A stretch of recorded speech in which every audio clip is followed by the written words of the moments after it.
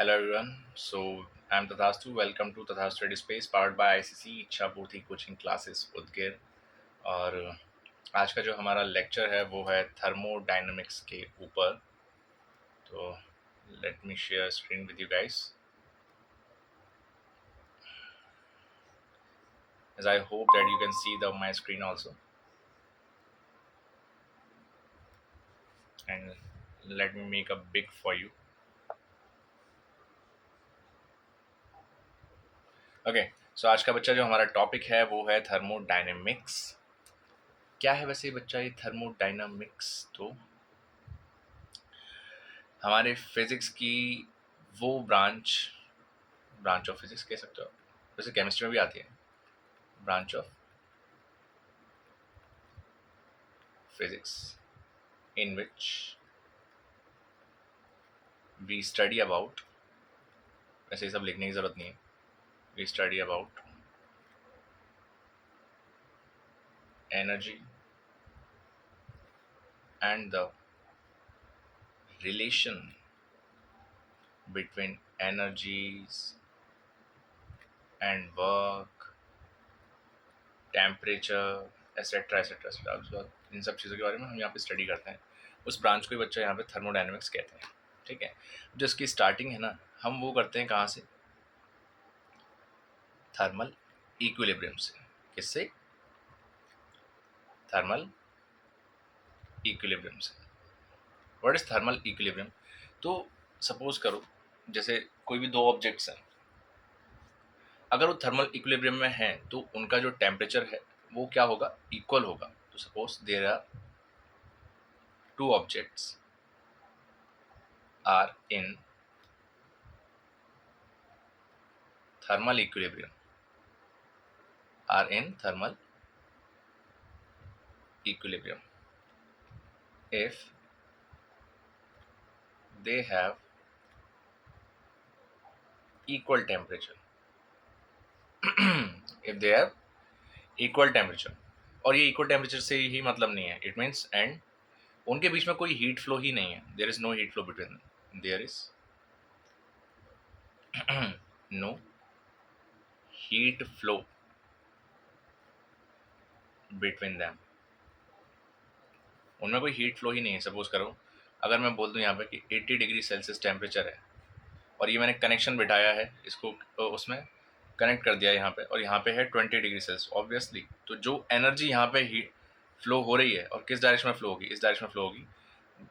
That is called heat, that is called heat. अच्छा, मैंने कह दिया चलो थोड़ी सी यहाँ पे एनर्जी चल फ्लो हो गई, एक टाइम पे बस क्या हुआ, यहाँ पे 55 डिग्री टेम्परेचर हो गया। ठीक, और यहाँ पर भी मेरे हिसाब से दोनों मैंने जो लिया यहाँ पे, इट विल लाइक सपोज करो 55 भी नहीं, 50 डिग्री हो गया, और यहाँ पर भी कितना हो गया? 50 डिग्री हो गया। अब यहाँ पे दोनों पे टेम्परेचर क्या है? इक्वल है। तो अब यहाँ पे कोई हीट फ्लो नहीं है, no flow of heat, no flow of heat. Now the system is in thermal equilibrium. अब मैं इसको कह सकता हूँ कि जो सिस्टम है कैसा है? थर्मल इक्विलिब्रियम में है। ठीक, तो इसको कहते हैं thermal equilibrium. So do you get it और नॉट? तो आई होप कि आपको ये चीज़ समझ में आ गई होगी। नेक्स्ट हम इसमें ही थर्मोडायनेमिक्स के कुछ लॉज के बारे में स्टडी करेंगे, जिसमें से पहला ही आता है zeroth law of thermodynamics. Topic डाल लो, जीरोथ लॉ ऑफ थर्मोडायनेमिक्स। ठीक, अब ये जीरोथ लॉ क्या है? सपोज करो अभी जो ऊपर पढ़ के है ना थर्मल इक्विलिब्रियम, ये कुछ कुछ उसी के ऊपर है। ठीक, क्या लॉ है? सपोज करो ए का टेम्परेचर 20 डिग्री सेल्सियस है और ए जो है बी के साथ थर्मल इक्विलिब्रियम में है, यानी बी का भी टेम्परेचर कितना है? 20 डिग्री सेल्सियस। लेकिन बी आया, बी कहता है यार मैं ना, मेरे जैसा टेम्परेचर है ना, ऐसा सी का भी है। सर सी मतलब बी सी के साथ थर्मल इक्विलिब्रियम में है। कह रहा है बी सी का भी ना 20 डिग्री सेल्सियस है। तो ए और सी अपने आप ही इक्वल मान लिए जाएंगे और इक्वल हो जाएंगे किसके? Thermal equilibrium. तो मैं ये कह सकता हूँ अगर ए बी के साथ थर्मल इक्विलिब्रियम में है, बी सी के साथ थर्मल इक्विलिब्रियम में है, तो सी और ए भी आपस में थर्मल इक्विलिब्रियम में है। बस यही इसका क्या है, ये इसी को हम क्या कहते हैं, जीरोथ लॉ, राइट। तो यहाँ पे हमारा जीरोथ लॉ आ जाता है। अगर ए हमारे साथ थर्मल इक्विलिब्रियम में है बी के साथ, और बी जो है वो किसके साथ है, सी के साथ, तो ए और सी भी थर्मल इक्विलिब्रियम में है। बस इसी को हमने क्या कहा, zeroth law, zeroth law of thermodynamics. क्या ये बात सही है? ठीक है। अब इसी के साथ हम आगे बढ़ेंगे। चलो ये तो थोड़ी एनर्जीज की बात हुई जिसको मैंने हीट की फॉर्म में पढ़ा है, और हीट की फॉर्म में आपको बताया भी कि ये जो हीट है, लाइक हीट फ्लो हो रही है, जो टेम्परेचर सेम हो रहा है, इसको थर्मल इक्विलिब्रियम कहते हैं। जब हीट सेम मतलब टेम्परेचर इक्वल हो जाएगा तो हम उसको थर्मल, मतलब जब टेम्परेचर इक्वल हो जाएगा थर्मल इक्विलिब्रियम कहेंगे, और कोई भी हीट का फ्लो नहीं होगा। लेकिन अब यहाँ पे वर्क डन की भी बात करनी पड़ेगी, और पहले जो भी हम ये बातें करने वाले हैं हम मेनली गैस को लेके करने वाले हैं। किसको लेके करने वाले हैं? गैस को लेके। तो सपोज कीजिए मेरा पहला ही टॉपिक है कि इस हीट, एनर्जी, इन सब की वजह से, गैस की वजह से, गैस से वर्क डन क्या होता है। So work done by the gas, work done by the gas. तो सपोज कीजिए मैंने एक कंटेनर लिया है, ठीक, पूरा सिस्टमेटिक फॉर्मेट बनाएंगे एकदम आराम से, कोई दिक्कत नहीं इसमें। और इसमें मैंने मेरे हिसाब से एक पिस्टन भी लगाई है, पिस्टन जो एकदम पैक्ड है, और अंदर भरी हुई है गैस, और उस गैस का कुछ ना कुछ प्रेशर भी है, करेक्ट। ऊपर से जो प्रेशर लग रहा होगा दैट इज PATM, ठीक, एटमॉस्फेरिक प्रेशर लग रहा है, ठीक है, डन। अब मैंने क्या करा, नीचे से इसे कुछ हीट दी, ठीक है। हीट का चाहूँ तो मैं सिंबल भी बना सकता हूँ, तो हीट दी मैंने से। अब जब हीट दी, लिख भी देता हूँ मैंने, हीट दी, तो जब मैंने हीट दी तो अब गैस की इंटरनल एनर्जी पे कुछ ना कुछ असर पड़ा होगा। ये तो मैंने KTG में भी, जब बच्चों को KTG पढ़ा रखा है उसमें बता रखा है। जो हीट दी जा रही है तो अंदर की जो गैस है वो कहीं ना कहीं अब उस पर क्या होगा, उसके मॉलिक्यूल्स और ज़्यादा वाइब्रेट करेंगे, उसकी काइनेटिक एनर्जी और ज़्यादा बढ़ जाएगी, और ज़्यादा बढ़ जाएगी, तो पिस्टन उठना ऊपर शुरू कर देगी, पिस्टन ऊपर उठना शुरू कर देगी, है कि नहीं। तो जितना भी ऊपर उठेगी इसको बोलेंगे DX। क्या बोलेंगे? थोड़ा तो ऊपर उठी ना, थोड़ी सी उठी तो कितना उठेगी, DX उठी। तो एक फोर्स जो ऊपर की तरफ लगा, मैं इस पिस्टन के बारे में बात कर लेता हूँ, देखना बड़े प्यार से। सपोज करो इस पिस्टन की मैंने बात की, इस पिस्टन को थोड़ा उठा के मैं इधर लेके आ गया, जूम करके बता रहा हूँ, ठीक है। अभी पिस्टन ऊपर कितना उठी, कुछ DX उठी। नीचे से जो प्रेशर उठा, नीचे से गैस का प्रेशर था, मैंने उसको ले लिया P गैस, ठीक है। अब मैंने एक चीज़ सुनी है, मैंने वर्क डन का फॉर्मूला सुना है, वर्क डन बाय गैस। देख लेंगे कि कुछ तो वो फोर्स लगाया होगा, अरे कुछ तो डिस्प्लेसमेंट हुआ होगा, तो F.dx मैंने लिख लिया। सर फोर्स का फॉर्मूला प्रेशर की फॉर्मेट में होता है, प्रेशर इनटू एरिया।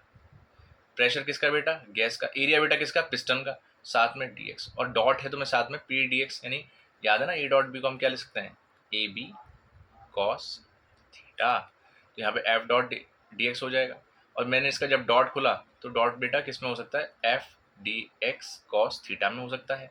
ऐसे ही मैंने फोर्स को क्या लिख दिया, PA लिख दिया, DX को DX लिख दिया, साथ में cos थीटा लिख दिया। अरे क्लियर है क्या?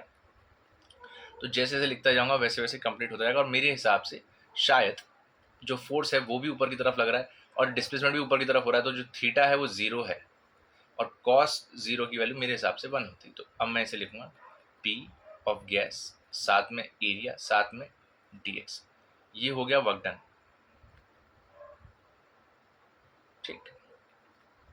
तो प्रेशर इंटू एरिया मेरे हिसाब से, अच्छा प्रेशर इंटू एरिया तो फोर्स होता है, ठीक है। तो यहाँ से तो प्रेशर तो हमारे गैस का रहेगा ही, जो एरिया इंटू DX है वो बन गया मेरे हिसाब से DV। तो वर्क डन का मेरे पास फॉर्मूला आ गया PdV। क्या ये बात एकदम क्लियर है? ठीक है, तो करना आ गया होगा वैसे, ठीक है। इसको मैं और भी तरीकों से लिख सकता हूँ, देखो करने कितने तरीके। Work done by gas is equals to integration of gas और the integration of P gas DV, ठीक है। इतने तरीकों से मैं इसे कर सकता हूँ। अरे क्लियर है क्या? पक्का? ठीक है। इस चीज़ को हल्के में ना लें बच्चा, ये बहुत इंपॉर्टेंट टर्म है, ठीक। ये क्या है, बहुत ज़्यादा ही इंपॉर्टेंट टर्म, ठीक है। अच्छा, इससे एक चीज़ तो पता चल गई। अब देख वर्क डन बेटा, इसके बारे में बात कर रहा हूँ आगे भी। यहाँ से एक चीज़ पता चल गई, इफ़ V इंक्रीजेस, अरे गैस इंक्रीज होगी तो dV मेरा चेंज इन जो वॉल्यूम होगा वो क्या होगा, पॉजिटिव। अरे यार, फाइनल वॉल्यूम ज़्यादा होगा तो फाइनल माइनस इनिशियल क्या होगा, पॉजिटिव ही तो आएगा। यानी वर्क डन भी कैसा होगा, अरे पॉजिटिव ही तो होगा। और जब वर्क डन बेटा पॉजिटिव होगा तो मेरे हिसाब से हमारे बच्चे अब इस चीज़ को समझ चुके हैं कि गैस कैसी हो रही है, एक्सपैंड हो रही है बेटा। क्या हो रही है, एक्सपैंड हो रही है। तो ये चीज़ है कुछ बात बताने वाली। हम्म? और अगर मैं कह दूं कि जो V है वो क्या हुआ है, डिक्रीज हुआ है, तो चेंज इन डीवी बेटा क्या हो जाएगा, नेगेटिव हो जाएगा। तो वर्क डन बाय गैस बेटा क्या हो जाएगा, सर ये भी नेगेटिव हो जाएगा। तो गैस जो है मेरी एक्सपेंड नहीं हो रही, क्या हो रही है बच्चा, कंप्रेस हो रही है बेटा। क्या हो रही है, कंप्रेशन आ रहा है इसमें, तो कंप्रेशन लिख देता हूँ। तो यहाँ पे बच्चा जो वर्क डन बाय गैस है, जो पी गैस है, साथ में डीवी है, तो work done by gas is equal to pressure by the gas, साथ में उसका डीवी। तो मैं चाहूँ तो इसका एक वो निकाल सकता हूँ ग्राफ, प्रेशर बाय गैस साथ में वॉल्यूम। तो जब मैंने देखा तो कुछ भी मैंने जैसे ग्राफ बनाया, तो प्रेशर कुछ बढ़ेगा तब वॉल्यूम कुछ और होगा, प्रेशर यहाँ पे कुछ और होगा तो वॉल्यूम यहाँ पे कुछ और होगा। अभी जो एरिया अंडर द कर्व चल रहा है ना, इसको हम क्या कहते हैं, एरिया अंडर द कर्व, यही बेटा वर्क डन है। एरिया अंडर द कर्व जो होता है इसी को हम क्या कहते हैं, वर्क डन कहते हैं। क्या ये बात समझ में आ रही है, पक्का। यहाँ से बस दो चीज़ें ध्यान रखना, ये चीज़ जानने वाली है। अगर हमारे पास चेंज इन वॉल्यूम पॉजिटिव है तो वर्क डन भी पॉजिटिव है, change in work done change in volume negative है तो वर्क डन भी नेगेटिव है। क्लियर कहानी। इसी को लेके बालक आगे बढ़ते हैं। सपोज करो मेरे पास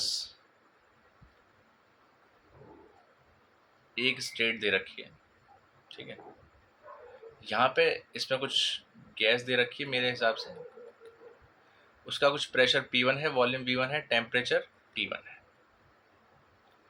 यहाँ पे सेम चीज़ की कोई स्टेट दूसरी दे रखी है,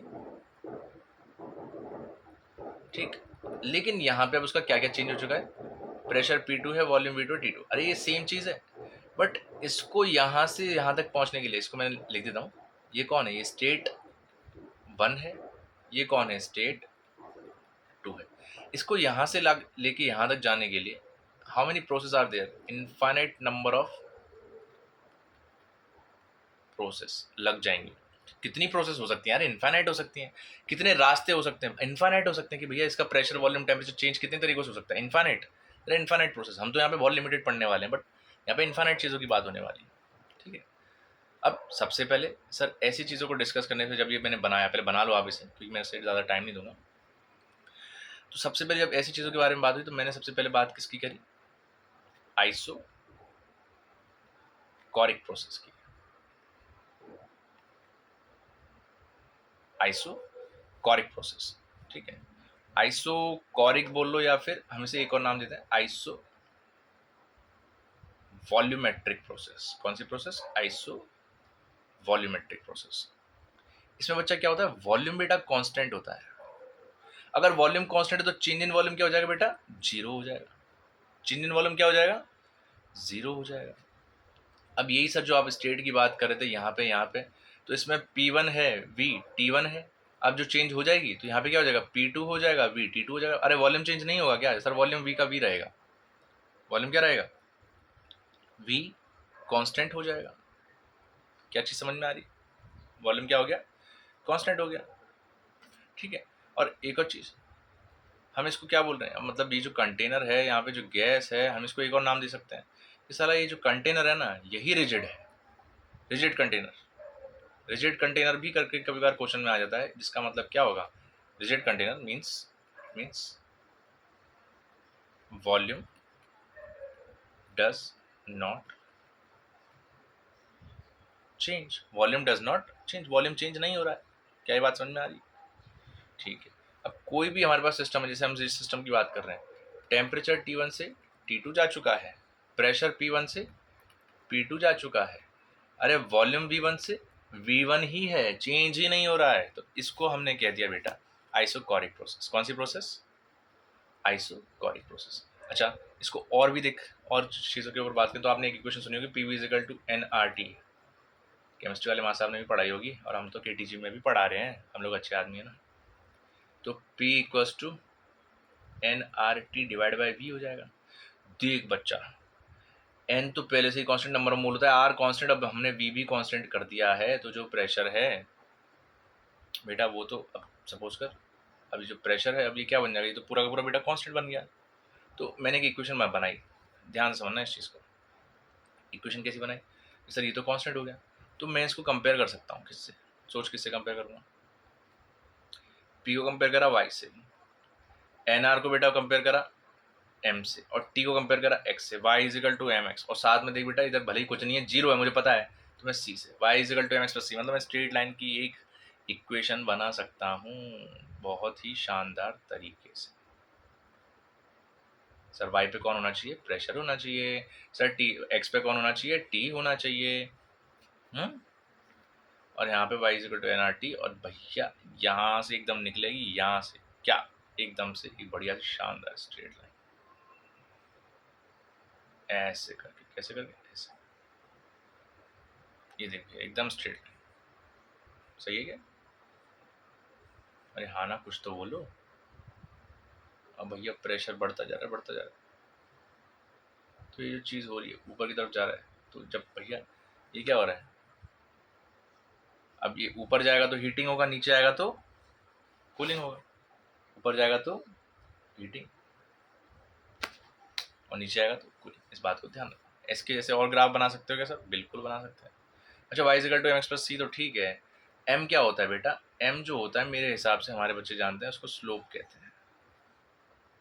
क्या कहते हैं, स्लोप। स्लोप को तो सर टेन थीटा भी कहते हैं, हाँ तो टेन थीटा ही है, कोई बड़ी चीज़ थोड़ी है। और m कौन है, ओहो, एन आर अपॉन वी के बराबर है, एन आर अपॉन वी के बराबर है, ठीक। तो ये भी हम याद रखेंगे। अच्छा वर्क डन, वर्क डन बेटा क्या होगा इसमें, तो याद करो, work done by gas is equals to P gas DV हुआ कर। अरे चेंज इन वॉल्यूम कहाँ है, चेंज इन वॉल्यूम तो अपन पीछे पढ़ा के आए कि नहीं पढ़ा के आए, चेंज इन वॉल्यूम क्या है, जीरो है, चेंज इन वॉल्यूम क्या है, जीरो है, तो यहाँ पर भी जीरो, बच्चा पी डी वी जीरो, यानी वर्क डन बेटा क्या हो जाएगा हमारे पास, वो भैया work done by the gas in isochoric process is zero. क्या बात समझ में आ रही है, ये लो भाई। अब इसके बाद थोड़े से और ग्राफ डिस्कस कर सकते हैं। सर वॉल्यूम और टेम्परेचर की बात करी जाए तो वॉल्यूम बेटा कांस्टेंट आएगा, ठीक है। इसको बोलेंगे अगर इधर की तरफ जा रहा है तो हीटिंग, इधर की तरफ आ रहा है तो कूलिंग, ठीक है। अच्छा वॉल्यूम तो कांस्टेंट है, इस और भी ग्राफ ले सकते हो, ये ऐसा नहीं है सिर्फ यही ग्राफ है, ठीक है। यहाँ पे वॉल्यूम और प्रेशर के ऊपर भी ले सकते हो, अगेन वॉल्यूम इज कांस्टेंट, ठीक है। अगेन वही वाली बात कि इधर जा रहा है तो हीटिंग और इधर जा रहा है तो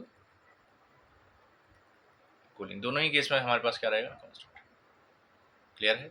इस ग्राफ को कल को मैं तुम्हारे सामने ऐसे दिखा दूं तो डर मत जाना,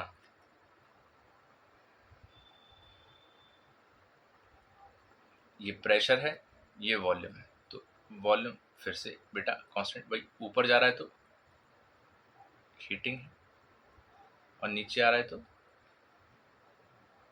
कूलिंग है, ठीक। मैं इतना लाइन क्यों बनाता हूँ भैया, पहले से उसका कुछ ना कुछ वॉल्यूम और प्रेशर, वॉल्यूम और टेम्परेचर कुछ ना कुछ होगा, इसलिए मैं पहले से उठा के उस ग्राफ को बना देता हूँ। इसमें कोई डरने वाली बात इसमें है नहीं। क्या ये मेरी बात समझ में आ रही है, या आ भी रही है कि नहीं आ रही है। बेकार के बच्चों, आना तो चाहिए थोड़ा बहुत।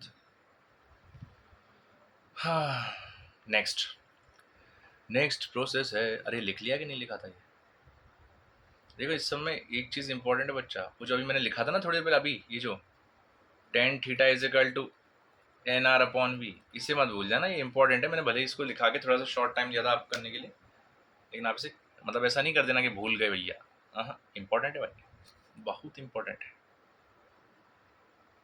नोट कर लिया अभी। Next is isobaric process, isobaric process. अब आइसोबारिक है बेटा, अब आइसोबारिक प्रोसेस को हम क्या बोलेंगे वाला, जो प्रेशर है बेटा गैस का वो क्या है, कांस्टेंट है। प्रेशर क्या है गैस का, change in pressure of gas is constant, कोई not not constant, not constant, is zero, change in pressure is zero, level change in pressure is zero. तो इसका क्या मतलब हो रहा है, गैस बेटा एक्सपैंड हो रही है, गैस क्या हो रही है, एक्सपैंड हो रही है, या फिर कंप्रेस हो रही है, लेकिन कैसे हो रही है, स्लोली स्लोली बेटा, कैसे हो रही है, स्लोली स्लोली, ठीक। अच्छा किसके अगेंस्ट हो रही है बेटा, अगेंस्ट, किसी का अगेंस्ट, याद करो अपने क्लास में इन चीज़ों के बारे में बात कर रखी है, अगेंस्ट किसी कांस्टेंट फोर्स के, किसी कांस्टेंट फोर्स के अगेंस्ट होगी। क्या ये बात समझ में आ रही है, ये आ भी रही है कि नहीं आ रही। सपोज करो मेरे पास कोई कंटेनर है, अब इसमें गैस वैस भैया भरी पड़ी है, वही अपन इस चीज़ों को अपन क्लास में भी डिस्कस कर चुके हैं, P1 V1 T1।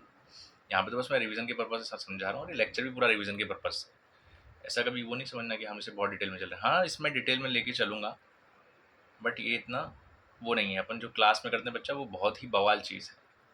यहाँ तो वैसे जब तुम बिल्कुल नहीं कर रहा सर कल क्या करना है क्लास में, टेस्ट में क्या रहेगा कैसे रहेगा, रिवीजन पर्पज से बस थोड़ा सा मैंने इसको बेटा थोड़ी हीट दी, तो ये किस में कन्वर्ट हो गया, P2 V2 T2 में कन्वर्ट हो गया, ठीक।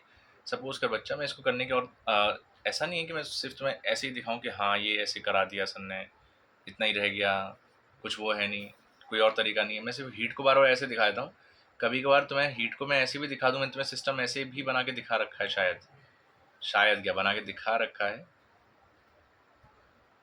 जिसमें मैंने ऐसे रॉड टाइप से कुछ दिखाया था, ठीक है। अब ये जब हीट हो रहा था तो वापस से जो पिस्टन थी, पिस्टन कैसी ली जाती है हमेशा इसमें, मासलेस ली जाती है बच्चा, कैसी ली जाती है, मासलेस ली जाती है। जो पिस्टन होती है उसके ऊपर एक तो एटमॉस्फेरिक प्रेशर लगता है, और नीचे से प्रेशर ऑफ गैस लगता है बेटा, ठीक है। तो दोनों तरफ से फोर्स लगा, pressure into area, pressure into area, दोनों का फोर्स क्या होगा बच्चा पर, जो एक्सेलेरेशन है उस पिस्टन का वो क्या है, ऑलमोस्ट जीरो, क्योंकि क्या है वो कैसे चल रही है, स्लोली स्लोली, स्लोली स्लोली मतलब काइनेटिक एनर्जी उसकी कांस्टेंट, मतलब वेलोसिटी लगभग लगभग कांस्टेंट है। जब वेलोसिटी कांस्टेंट है तो फिर उसके बाद दोनों फोर्स आपस में बराबर हो गए, एक्सेलेरेशन जीरो हो गई ना, वेलोसिटी और कांस्टेंट है तो पी एटीएम इंटू ए, पी गैस इंटू ए से ए कैंसिल। तो यहाँ पे प्रेशर ऑफ गैस और प्रेशर एटीएम का बेटा क्या हो जाएगा, कांस्टेंट हो जाएगा बेटा, क्या हो जाएगा, कांस्टेंट हो जाएगा, ठीक। तो ऐसी प्रोसेस को हम बच्चा बोलेंगे आइसोबारिक प्रोसेस। कौन सी प्रोसेस, आइसोबारिक प्रोसेस। क्लियर है कहानी, ठीक। इसमें थोड़ा और भी देखेंगे, इतने से काम नहीं बनेगा, पहले ये लिख लो, पहले फटाफट से लिख लिया, लिख ही लिया होगा अब तक तो। नेक्स्ट इसी के बारे में जब हम बात करेंगे तो एक चीज़ ध्यान रखेंगे, सर अभी तो आपने मास लेस ली थी, अब क्या करूँगा बच्चा, सेम ऊपर से पी एटीएम लगाया था, नीचे से पी गैस इंटू एरिया लगाया था। अब एक और चीज़ मैंने कहा कि अब ये मास लेस नहीं है, अब इसका कुछ मास है, मास कितना है m, तो बेटा इसका mg भी मेरे हिसाब से नीचे ही लगेगा। ऊपर वाला फोर्स इक्वल टू नीचे वाला फोर्स करेंगे हम अगेन। तो जैसे बच्चा नीचे कौन कौन सा फोर्स है, नीचे है mg है, प्लस नीचे कौन सा है, पी एटीएम इंटू एरिया है, ठीक है, और कौन सा है, पी गैस इंटू एरिया है। क्लियर है कहानी, ठीक है।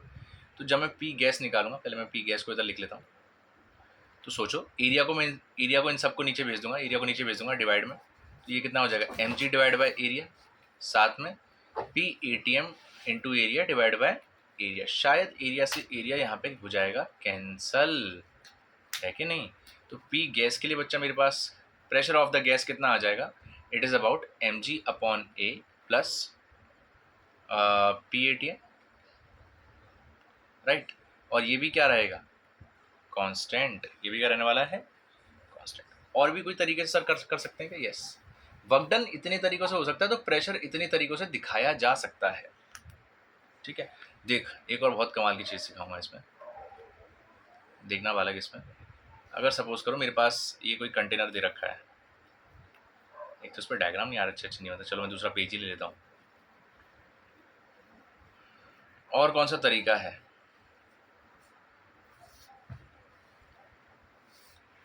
एक तरीका ये भी है, ये भी देख लो यार लगे हाथ।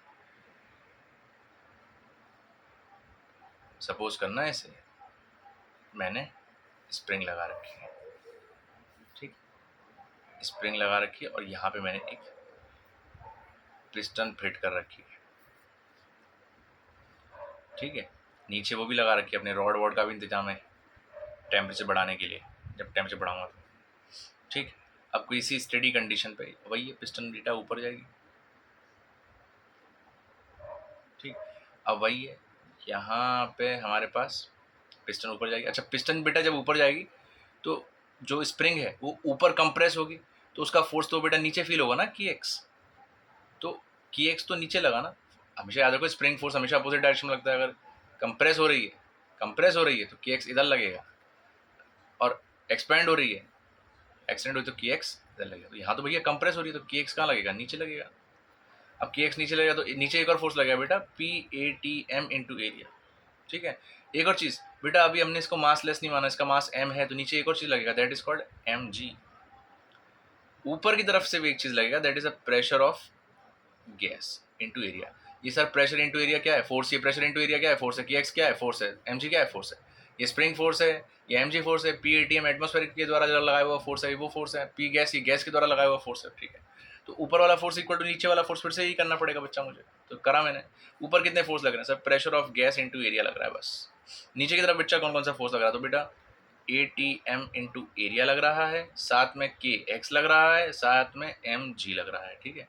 तो एरिया को आप सबके नीचे भेज देंगे बेटा, प्रेशर ऑफ गैस। अब इस कंडीशन में क्या बन जाएगा, pressure of ATM into area divide by area plus की एक्स डिवाइड बाई एरिया। लिखते चलना साथ साथ, नाटक नहीं। M ji divide by area. बेटा चिरकुट पिरकुट, छोटू मोटू, ढोलू, डोरेमोन, सब लिखते रहना बालक।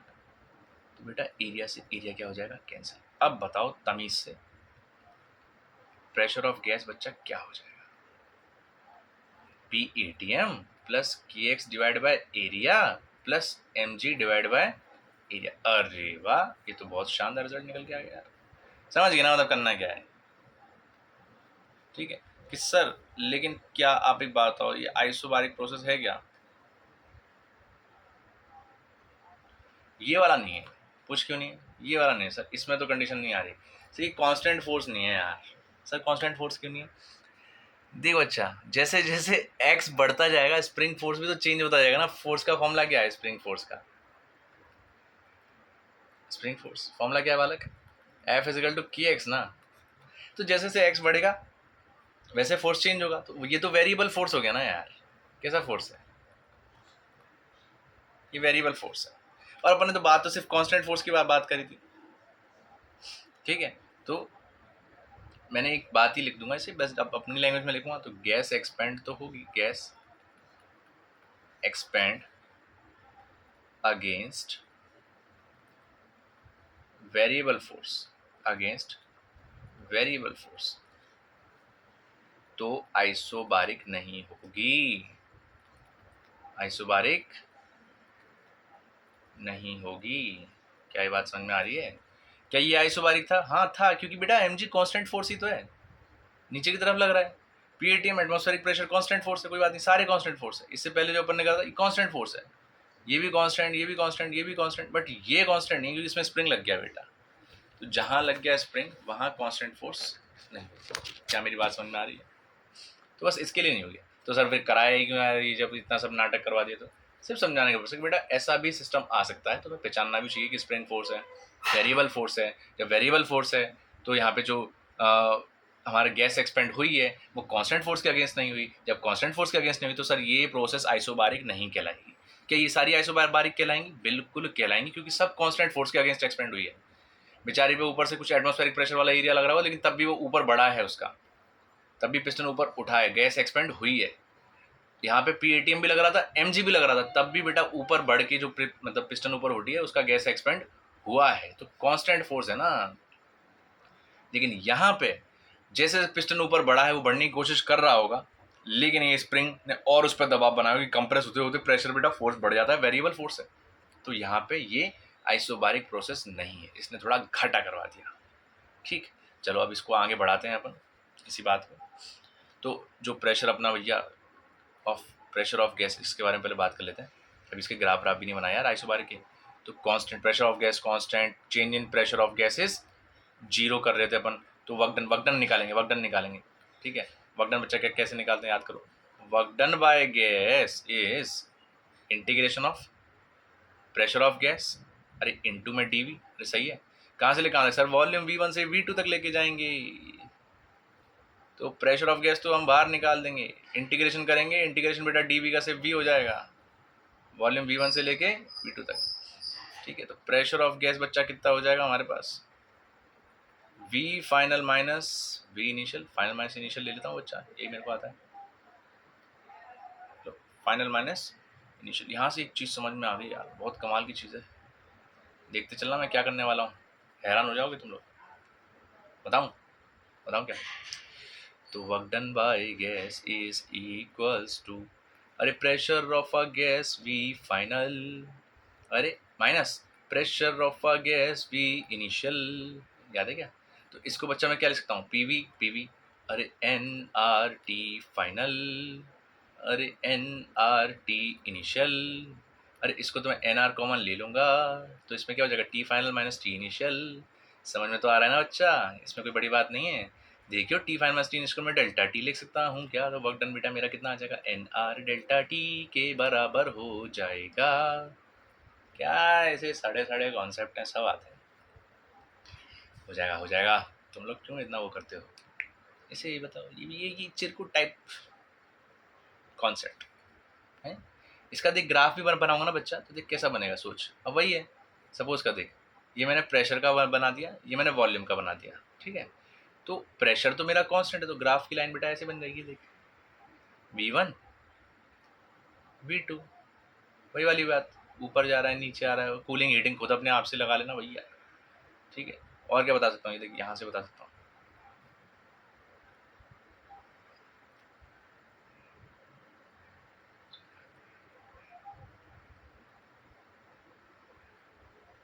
ये प्रेशर। अब बच्चा अगेन टेम्परेचर के लिए की भी बात करूँ, टेम्परेचर बढ़ेगा बढ़ता रहे, लेकिन प्रेशर तो सेम रहने वाला है, प्रेशर कांस्टेंट है, ये वाला भी आप अपनी तरफ से करना।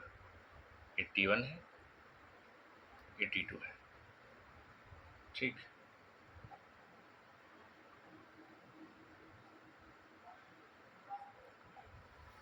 ठीक, अगेन ये सर किस किस का, वॉल्यूम और टेम्परेचर का देख लेते हैं। तो वॉल्यूम और टेम्परेचर, यार टेम्परेचर बढ़ेगा तो वॉल्यूम तो बढ़ेगा ना भाई, ऐसे कोई दिक्कत नहीं। ये तो कोई डॉट लाइन बनाया था, उसका क्या मतलब है, जीरो से स्टार्ट मत कर देना, वॉल्यूम किसी गैस का कुछ वॉल्यूम तो होगा, कुछ टेम्परेचर तो होगा, इसलिए बच्चा वो डॉट लाइन बना देता हूँ मैं। कुछ इसका थीटा भी होगा, वही कूलिंग और वो सब तो लगा सकते हो। तो इस बार टेन थीटा क्या आएगा बेटा, तो ये तो P V equal to NRT से निकालने वाली चीज़ थी, इस बार खुद से निकालना है यार। ऐसे नहीं देखो, तुम अगर मेरी फोटो की वजह से नहीं दिख रहा हो तो मैं थोड़ा इधर साइड में कर लेता हूँ, ये लो देखो। ठीक है, तो टेन थीटा बेटा इस बार कितना आएगा, अगर मैं इसका निकालूँ तो याद करो। इस बार तो मैंने प्रेशर कांस्टेंट करा ना, तो P V equals to NRT, pressure को लेके आएंगे नीचे, तो इस बार बेटा V हो जाएगा NR अपॉन P और इनटू में T, सही है। तो बेटा टेन थीटा किसके बराबर हो गया, यही एक y इजिकल टू MX, तो मैंने यहाँ ही कर दिया, जो भी तुम्हें करना है कर लो। तो ये बच्चा जो M है, मतलब ये स्लोप है, तो यही टेन थीटा के बराबर है, that is called NR upon P। इस बार टेन थीटा चिल्ला चिल्ला के मैं दुनिया को बताऊंगा क्या है, NR अपॉन P है। समझ में आ रहा है कि नहीं, ये थीटा है, मैंने कुछ और नहीं लिखा, ये थीटा थीटा थीटा। तो तमीज़ से बनाए दो, वरना तुम लोग नाटक करोगे, मुझे पता है। अगर बैठी हुई क्लास में कोई बेअकल, वो बोली सर ये क्या है, टेन थीटा है बेटा, ठीक, एनआर अपॉन ये भी हो जाएगा। तो ये हुई हमारी आइसोबारिक कंप्लीट, लो ढंग से देख लो, ठीक, ढंग से नोट वोट सब कर लो, हो गया, सब बढ़िया चल रहा है बेटा, चिरकुट सब बढ़िया चल रहा है। चलो चलो उसको हटाते हैं हटाते हैं हटाते हैं हटाते हैं, next next next next, isothermal process. कौन सी प्रोसेस, आइसोथर्मल प्रोसेस। अब इसमें बेटा कौन कांस्टेंट होगा, इस बार इसमें टी कांस्टेंट, इसको लास्ट करते हैं, इसके बाद क्लास खत्म करेंगे। इसमें टी कांस्टेंट होगा, जब टी कांस्टेंट होगा चेंज इन टेम्परेचर बेटा, ओ यार बार बार कांस्टेंट लिख जाता, जीरो होगा बेटा, जीरो होगा, क्या होगा, zero, change in temperature is zero. अब देख बेटा P V equals to N are T, ये तो अब खुद ही कांस्टेंट हो गया बेटा, ये तो पूरा ही कांस्टेंट हो गया, सिर्फ पी और वी का रह जाएगा बालक। ठीक, तो पहली बात तो अब क्या करेंगे बेटा, ये मेरे पास कंटेनर था, ये भी मेरे पास कंटेनर था, ठीक है, ये लो बालक, ये मेरे पास दो बार कंटेनर थे, इसमें P1 V1 T, इसमें P2 V2, सिर्फ सब सब सब अलग कर लो भले ही, लेकिन टेम्परेचर क्या रहेगा, सेम रहेगा। पहली बात मुझे इधर लेके आओ, थोड़ा ऊपर की शेयर करा दो, ये नीचे जो साइड में लिखा है ना, ये सब याद होना चाहिए अच्छे से तमीज़ से, तब जाके बात बनेगी। ठीक है, अच्छा वकडन के बारे में बात करना चाहोगे गैस में? वकडन कैसे निकालते हैं सर? यार वकडन बाय गैस कैसे निकलता है? Integration of P gas into D V. तो प्रेशर का फॉर्मूला बेटा क्या होता है, integration of N are T divide by V D V है, क्योंकि प्रेशर तो वो तो हम कर लेंगे एन आर टी, और टी बेटा constant, N constant, R constant, सबको बेटा बाहर लेके चला जाए एक बार, तो बाहर कौन कौन जाएगा, integration of N are T, और अंदर कौन रह जाएगा, डी वी अपॉन वी। ओ तो क्या तुम्हें इंटीग्रेशन नहीं आता, one upon V one upon X का, मैंने इंटीग्रेशन सिखाया था डी एक्स अपॉन एक्स का, लॉग में आता था बेटा। अच्छा वॉल्यूम भी बेटा वी वन वी इनिशियल से लेके वी फाइनल तक लेके जाएंगे यार, हल्के फुल्के में काम नहीं है अपने। अब देखो तो वर्क डन बाय गैस कितना आ जाएगा, तो मैं यहाँ लिख देता हूँ दोबारा से step, N are T D V upon V, V initial से लेके वी फाइनल, अरे सही है। तो वर्क डन बाय गैस बच्चा कितना आ जाएगा, एन आर टी, ठीक, अब एन आर टी आया बेटा, इसको क्या लिख दूँगा मैं, लॉग वी, वी इनिशियल से लेके वी फाइनल, सही है क्या?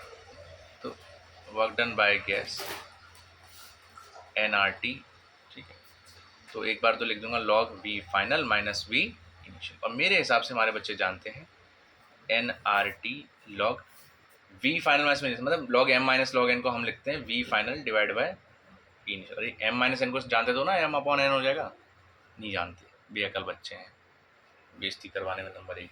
अरे जानते कि नहीं जानते, जानती हो, मुझे विश्वास कर लेता हूँ। ठीक, अब जो कि तुमने ऑलरेडी पढ़ रखा है पीवी, तो बेटा कांस्टेंट हो गया,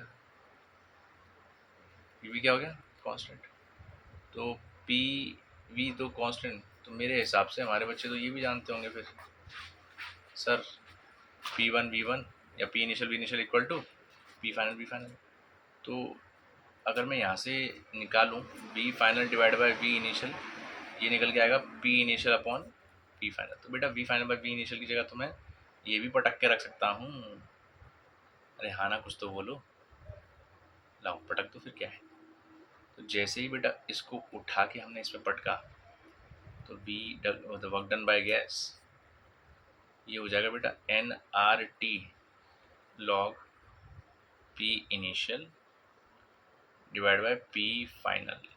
अरे सही है क्या, ये हमारे पास ये आ जाएगा P initial divide by P final. क्या ये बात मेरी समझ में आ रही है हमारे बच्चों को?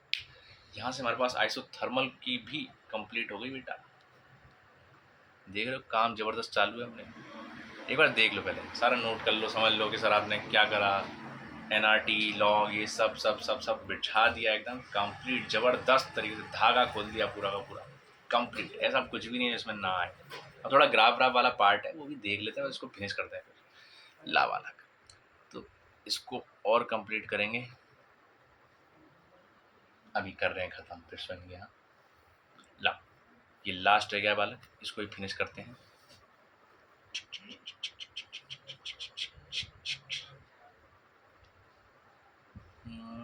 साला इस पे एक तो सीधी लाइन नहीं खिंचती, प्रेशर ये है टेम्परेचर, तो बेटा प्रेशर प्रेशर, तो क्या मैं इस पे लिखूँ आइसोथर्मल के लिए, एक और बना देता हूँ,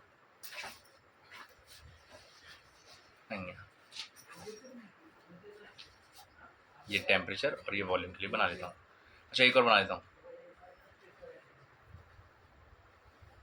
ये प्रेशर और वॉल्यूम के लिए।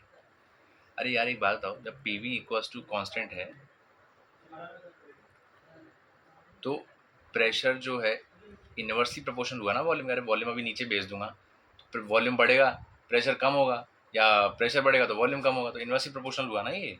तो इस बिहाफ पे इनका भी ग्राफ बनना चाहिए। तो बालक देख, टेम्परेचर तो कांस्टेंट है हर चीज़ में, तो प्रेशर बढ़े चाहे घटे भाटा फर्क पड़ने वाला नहीं है। वॉल्यूम चाहे बढ़े चाहे घटे भाटा फर्क पड़ने वाला नहीं। लेकिन इसका मतलब क्या है, जो ये साथ दो दो क्यों बना रहे हो? एक ही, अरे एक भी क्या क्या बना सकते हो, तो मैं बना रहा हूँ ऐसे मजे मजे में। एक ही ग्राफ ऐसे बनेगा, एक ही स्ट्रेट लाइन बनाना तुम लोग। तो इधर मेरे को और तरीके से दिखा सकता हूँ। देखो ये एक्सपेंड हो रहा है, ये कंप्रेस हो रहा है, और अच्छे से दिखाने के लिए ये एक्सपेंड हो रहा है। जब आपको फिजिक्स आ जाए, तमीज से समझ में आ जाए, तो अपने हिसाब से नोट्स बनाने का, अपना खुद का मतलब तरीके से एकदम उसको दिखाने का। एक कंप्रेस हो रहा है, समझ में आ रही कहानी? तो यहाँ पे क्या है, ये पी वी इजिकल टू हम किसकी बात कर रहे हैं बेटा? देख पी वी इक्वल टू है N are T. Sir N are T तो कॉन्स्टेंट है, तो पी वी इक्वल टू हो गया बेटा कॉन्स्टेंट। और मेरे हिसाब से हमारे बच्चे, मैंने तुम्हें सिखाया है थोड़ा ग्राफ के बारे में, मैं प्रेशर को अगर वाई मान रहा हूँ, वॉल्यूम को एक्स मान रहा हूँ, वाई एक्स तो बेटा कॉन्स्टेंट। ओहो, ये वाई एक्स कॉन्स्टेंट तो रेक्टेंगुलर हाइपरबोला की इक्वेशन बनती है। मर जा ऐसा हाइपरबोला देख के, तो हाइपरबोला हमारे संजय सर ही मेरे पीछे पड़ जाए भूत बन के। ये कौन सा हाइपरबोला? थोड़ा सा समझो यार।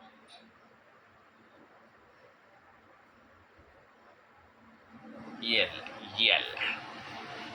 ठीक, ये ग्राफ दिख रहा है, ग्राफ के अंडर एरिया दिख रहा है, ये है रेक्टेंगुलर हाइपरबोला, इसलिए मैंने Y x equal to P कर दिया। अब यहाँ पे P V equal to constant है ना, ये जो P V equal to constant है, पी को मैंने वाई मान लिया, वी को मैंने एक्स मान लिया, वाई इक्वल टू कॉन्स्टेंट। जब वाई और एक्स कॉन्स्टेंट हो जाए तो ये बन जाती है रेक्टेंगुलर हाइपरबोला की इक्वेशन। वैसे रेक्टेंगुलर हाइपरबोला कुछ खास बना नहीं है, बस तुम्हारे सन्ने सन्ने देख लिया आत्महत्या कर लेंगे वो। रेक्टेंगुलर हाइपरबोला है ये, समझे? काय बोला है ये? रेक्टेंगुलर हाइपरबोला है।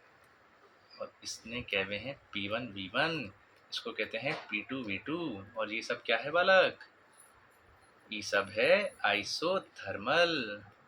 समझ ल का मराठी प्लस बिहारी मिक्स, तो अपना चलता है मामला। तो यहाँ पे बच्चा जो हमने अभी अभी कवर करके बैठे हैं, दैट इज आइसोथर्मल। ठीक, अब जब भी हम नेक्स्ट लेक्चर लेंगे उसमें हम आडियाबाटिक प्रोसेस यानी एडियाबैटिक प्रोसेस से स्टार्ट करेंगे। ठीक है बच्चा? सो नेक्स्ट लेक्चर बच्चा होगा हमारा एडियाबैटिक प्रोसेस के ऊपर। तब तक इसको सारा रट्टा वट्टा मार के बैठिएगा। देखो कितना सब कुछ कवर कर लिया यार आज के लेक्चर में। यार ये वाला पार्ट बढ़ गया। देखो मैं तुम्हें शुरू से बार बता देता हूँ, फटाफट से क्विक रिवीजन लेते हैं। That's about of thermodynamics. हमने इसमें ब्रांच ऑफ फिजिक्स भैया स्टडी किसके बारे में करते हैं? Energy, relation, energy, work, temperature, इन सब के बारे में। थर्मल इक्विलिब्रियम अपन ने डिस्कस कर लिया, यस कर लिया। जीरो लॉ कर लिया। Work done by gas, yes यहाँ पे ये बात हो चुकी है वर्क डन बाय गैस के बारे में। अगर डीवी पॉजिटिव होगा यानी चेंज इन वॉल्यूम पॉजिटिव होगा तो वर्क डन पॉजिटिव होगा, यानी इंक्रीज हो रही है यानी एक्सपेंड हो रही है। अगर वॉल्यूम डिक्रीज हो रहा है तो डीवी मेरे बेटा मेरा मतलब चेंज इन वॉल्यूम नेगेटिव होगा, वर्क डन भी मेरा नेगेटिव होगा, मतलब इसको कंप्रेशन कह रहे हैं। ठीक है? और एरिया अंडर द ग्राफ वाली बात हो रही है यहाँ पे सिस्टम एक से दूसरी स्टेट में चेंज होने के लिए इन्फाइनाइट नंबर ऑफ प्रोसेस है। लेकिन हमने स्टार्टिंग बेटा कहाँ से करी थी? आइसोकॉरिक से स्टार्ट कर दिया। आइसोकॉरिक मतलब हमारे पास वॉल्यूम कांस्टेंट था, देन इसके ग्राफ, इसका वर्क डन, हमने इन सब चीज़ों के बारे में बात कर ली, स्लोप ग्लोप सब निकाल लिया हमने, हर एक चीज़ के बारे में बात करिए।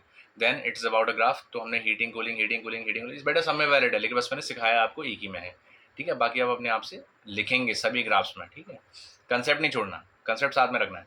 तो work done by gas, P gas DV के बराबर। अब यहाँ पे बच्चे, यहाँ पे जो हमने बात करी आइसोकॉरिक में वॉल्यूम ही कांस्टेंट था, तो चेंज इन वॉल्यूम तो जीरो हो जाएगा, चेंज ही नहीं होगा। जब चेंज ही नहीं होगा तो वॉल्यूम सेम है तो उसके अंदर चेंज क्या है? जीरो है। तो यहाँ पे कोई वर्क डन भी नहीं है, वर्क डन भी क्या हो जाएगा? जीरो। ऐसी कंडीशन में जो हमारे पास स्टैंडर्ड होगा वो NR/V होगा। फिर आइसोबारिक की बात आई, जहाँ पे गैस एक्सपेंड हो रही थी या कंप्रेस हो रही थी तो कैसे होती है? Slowly slowly. ठीक है? जब स्लोली स्लोली होती है बेटा, जब स्लोली स्लोली होती है तो हम उसकी काइनेटिक एनर्जी बिल्कुल ना के बराबर मानते हैं, जीरो मानते हैं। और अगर गैस कंप्रेस या एक्सपेंड हो रही है तो किसके अगेंस्ट हो रही है? कांस्टेंट फोर्स के अगेंस्ट हो रही है। तो हमने यहाँ वर्क डन निकालने मतलब फोर्स को बराबर करने की कोशिश कर दी। ऊपर वाला फोर्स इक्वल टू नीचे वाला फोर्स याद करो। एक्सेलरेशन तो बिल्कुल जो पिस्टन थी वो एकदम उसका क्या था? एक्सेलरेशन जीरो, क्योंकि कैसे जा रही है वो? Slowly slowly. वेलोसिटी में कोई चेंज नहीं है, एक्सेलरेशन क्या है? जीरो। ठीक, सर आप वेलोसिटी में चेंज भी जीरो बोल रहे हो और एक टाइम पे उसको काइनेटिक एनर्जी भी बेटा स्लोली स्लोली का मतलब ही यही है, काइनेटिक एनर्जी 0, हम 0 मान के चलते हैं उसको, ऐसा नहीं है, हुई भी नहीं होती होगी, लेकिन 0 लेते हैं उसको, ठीक है। यहाँ पे pressure of gas and pressure of ATM दोनों कांस्टेंट आगे थे। फिर हमने, और यहाँ पे बच्चे क्या करा था, पिस्टन को अपन ने मास लेस भी लिया था, ये जो पीछे अपन ने करा था ना, इसमें सॉरी इसमें हमने पिस्टन का जो मास था वो जो पिस्टन का जो मास था वो मास नहीं था, मास लेस लिया था हमने पिस्टन, इसमें मास वाला लिया था। तो एम भी नीचे लग रहा है, पीएटीएम भी नीचे लग रहा है, तो इसका अलग भैया। और ये सब कुछ क्या है, कॉन्स्टेंट फोर्स है। इसमें हमने स्प्रिंग भी लगा दी, तो एम नीचे लग रहा है, की नीचे लग रहा है, पीएटीएम नीचे लग रहा है, बस पी गैस ऊपर लग रहा है, तो ये भी निकाल लिया। लेकिन ये आइसोबारिक प्रोसेस नहीं थी। क्यों नहीं थी? इसमें स्प्रिंग आ गई। स्प्रिंग का एक फोर्स होता है, that force is a spring force, और जो कि चेंज होता रहता है जैसे जैसे कंप्रेस होता जा रहा है, जैसे जैसे एक्स बढ़ता जा रहा है, या एक्सपेंशन या फिर कंप्रेशन उसका बढ़ता जा रहा है, तो वो वेरिएबल फोर्स है। और हमारी जो गैस एक्सपेंड हुई है वो वेरिएबल फोर्स के अगेंस्ट हो गई है गलती से, तो अब वो आइसोबारिक नहीं कहलाएगी। फिर हमने इसके भी ग्राफ व्राफ बनाए, 4 नाटक करे। देन आइसोथर्मल की बात हुई। आइसोथर्मल में हमने टेम्परेचर कांस्टेंट होता है, यानी चेंज इन टेम्परेचर इस बार 0 हो जाएगा। तो इस बार हमने वर्क डन का जो फॉर्मूला होता है, work done by the gas equal to क्या होता है, हमने integration of P gas D V लिया, गैस की जगह N are T by V रखा, सबको बाहर निकाला, डी वी अपॉन वी रखा। याद करो डी एक्स अपॉन एक्स को हमने लॉग एक्स लिखवाया था, ऐसे ही डी वी अपॉन वी को लॉग वी लिखवा सकते हैं। ये फॉर्मूला भूल तो नहीं जाओगे? अरे D X upon X log X होता है, D V upon V log V होता है, D Y upon Y log Y होता है। ये मर मत जाना इन चीज़ों में, रायते की तरह फैल मत जाना। नेक्स्ट एन आर टी, तो हमने इसका जब निकाला तो वी इनिशियल से लेके वी फाइनल तक रखा, तो लॉग वी इनिशियल से लेके वी फाइनल, जब हमने V final minus we initial रखा, ये हमारा लॉग एम माइनस एन जैसा देखने लग गया, तो हमने लॉग एम अपॉन एन लिख दिया। ये लॉग का बच्चा फॉर्मूला होता है और हर किसी को आना चाहिए। नहीं आता है तो अभी सीख लो। देखो लॉग लिख देता हूँ यहाँ पे, लॉग एम माइनस एन बेटा होता है लॉग एम अपॉन एन के बराबर, समझे? तो ये भी हो जाएगा। अब एक और चीज़, जब पी वी बेटा सर, जब पी वी कॉन्स्टेंट था तो P one we one equal to P two V two के बराबर हो गया, नहीं P initial we initial equal to P final we final के बराबर होगा। तो P initial we initial, P initial के नीचे तो पी फाइनल आ जाएगा, वी फाइनल के नीचे वी इनिशियल आएगा, तो इसकी जगह बच्चा मैं P initial V P final भी रख सकता हूँ, और यहाँ पे इनके ग्राफ भी बना सकता हूँ। देखो प्रेशर व्रेशर वॉल्यूम वॉल्यूम सब हो गए उसके फ्री कहानी, क्योंकि हमारे पास टेम्परेचर ही कॉन्स्टेंट है, तो सीधे सीधे ग्राफ बना दिया हमने। अब पी वी बच्चा उसका कैसा बनेगा, y x equal to constant, जब y x equal to constant होता है वो रेक्टेंगुलर हाइपरबोला की इक्वेशन बन जाती है, दैट्स अ ग्राफ। क्या ये बात समझ में आई? इसके बारे में नेक्स्ट लेक्चर में और भी बातें करेंगे। तब तक के लिए टाटा बाय बाय, मजे करो और ढंग से पढ़ाई करो, लपक के।